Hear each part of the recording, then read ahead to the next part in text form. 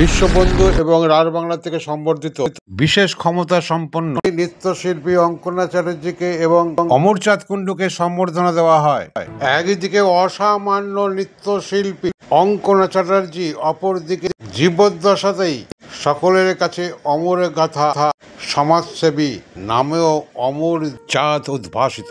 একজনের নিবাস আসানসোল পূর্ব বর্ধমানেই, অপরজনের নিবাস একই জেলার কাটোয়াতে। বৃন্দাবন যাওয়ার আগে প্রখ্যাত সমাজসেবী অসামান্য শুভ সূচনা করলেন বিশ্ববন্ধু সোসাইটির সাথে। তিনিও অঙ্কনা চ্যাটার্জিকে সম্বর্ধিত করলেন। এক ধর্মীয় অনুষ্ঠানে বৃন্দাবনে চলে যাচ্ছেন, তাই উদ্যোগে নামলেন রার বাংলা। একই দিনে একই সময় নৃত্যশিল্পী অঙ্কনা চ্যাটার্জি এবং বিশিষ্ট সমাজসেবী সকলের কাছে অমর নামেও অমর চাঁদ। তার কিরণে অনেক সমাজসেবী প্রতিষ্ঠান থেকে অসহায়রা উপকৃত। আমাদের ইএনসি চ্যানেলের প্রতিনিধি এই দৃশ্য ক্যামেরা বন্দি করতে সোজা চলে গেলেন আসানসোল রেল স্টেশনে আমারই নির্দেশে।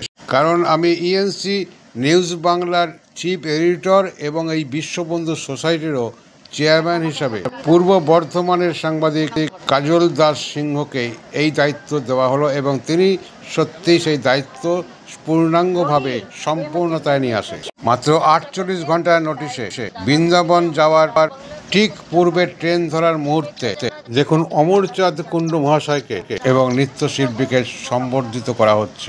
এই সকল ব্যবস্থাপনা এবং উদ্যোগে রার বাংলা যেভাবে 48 ঘন্টার মধ্যে সুন্দর ব্যবস্থায় প্রশংসিত হয়েছেন তা অস্বীকার করা যায় না।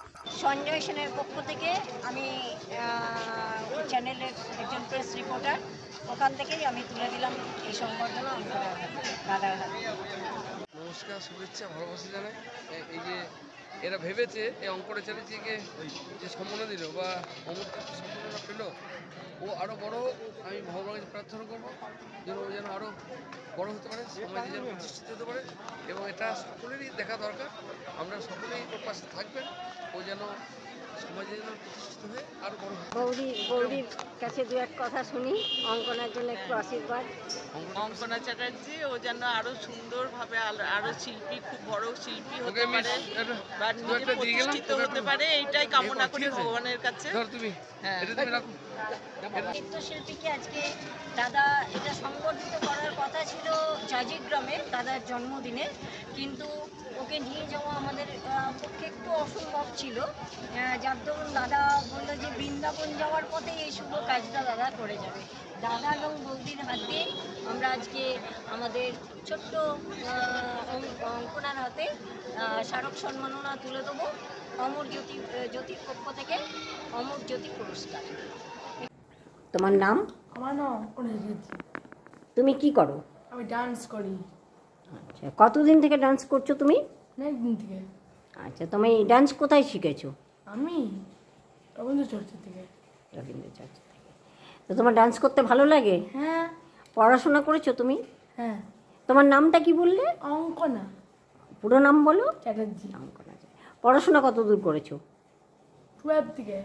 12 পর্যন্ত করেছো। আর কি করতে ভালোবাসো তুমি? আঁকি আমি। কি কি আঁকো? ড্রয়িং। ড্রয়িং আঁকো। ড্রয়িংয়ে কি কি ছবি আঁকো? কালার। আচ্ছা। আর নাচ রবীন্দ্র চর্চায় শিখেছো, তো নাচ করতে ভালো লাগে তোমার? হ্যাঁ। আচ্ছা, তুমি তাহলে আজকে না একটা অনুষ্ঠানে তোমার নাচ একদিন দেখবো। আর না হলে তুমি এই পোশাকেই একটুখানি নাচ দেখাবে? আচ্ছা, দেখাও, একটুখানি নাচ দেখাও।